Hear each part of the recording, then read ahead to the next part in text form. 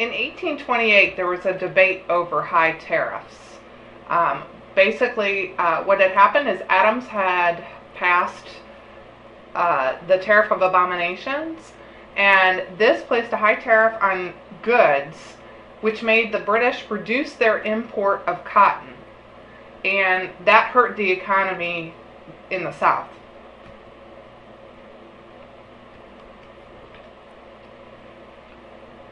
The tariff was imposed to protect industries in the northern United States, which were being driven out of business by low-price imported goods, by putting an additional tax on those imported goods.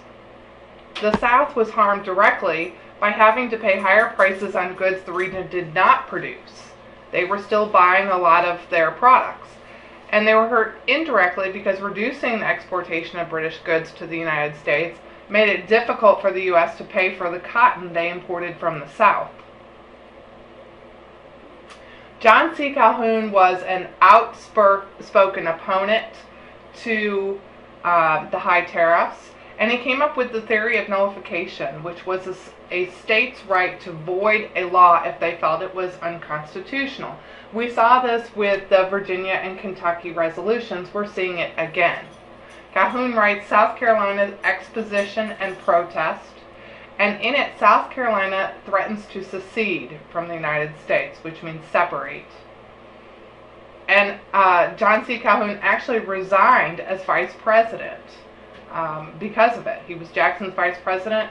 He resigned over the issue of nullification and the Tariff of Abominations. So this became a showdown between states' rights versus federal powers. Finally, of course, Henry Clay, who's been the author of several compromises up until this point, organizes yet another compromise around nullification. One of the most prominent features of Andrew Jackson's presidency was, of course, his Native American policy. At the time, there were different views being expressed about Indian policy, whether they should coexist, whether they should be removed, whether they should have a separate nation, whether they should assimilate, which means become part of the culture around them, so adopt the ways of white people. The majority of whites really wanted the Indians' land. And so in 1830, Jackson passed the Indian Removal Act, which states assimilation is not going to work, and that Indians need to move to their own territory in the West. The Cherokee Indians take the issue to the Supreme Court, and they actually win.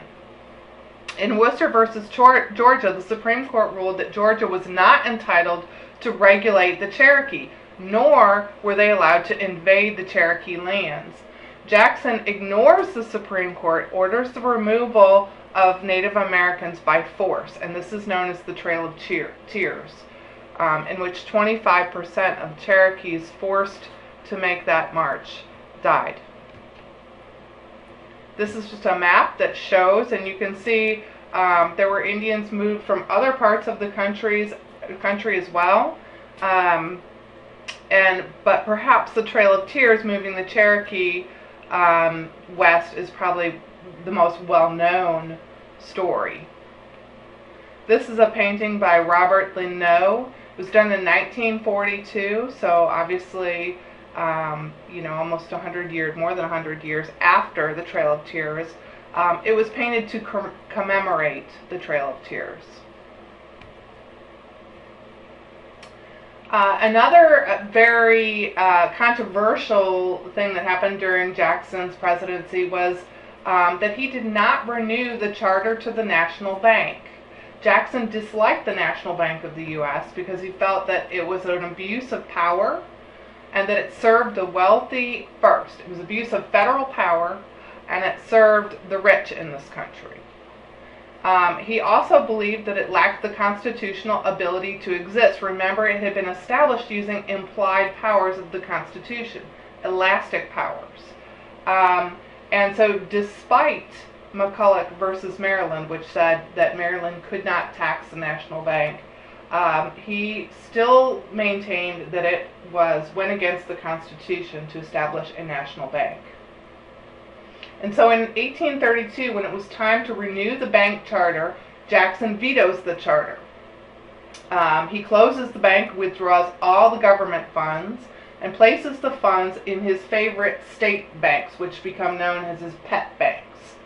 And this led to a huge financial crisis at the end of his presidency. People opposed to Jackson and his policies began their own party. This was known as the Whig Party. Okay? People in the Whig Party favored the American system, which of course was a plan to unify the country using a variety of strategies, including the National Bank. Martin Van Buren was the poor soul who had to follow in Jackson's footsteps, and he inherited all the problems that Jackson had started, and he suffered very much because of Jackson's bank policies. In fact, he was president during the bank panic of 1837, which left many, many people in very bad economic situations. Many banks closed.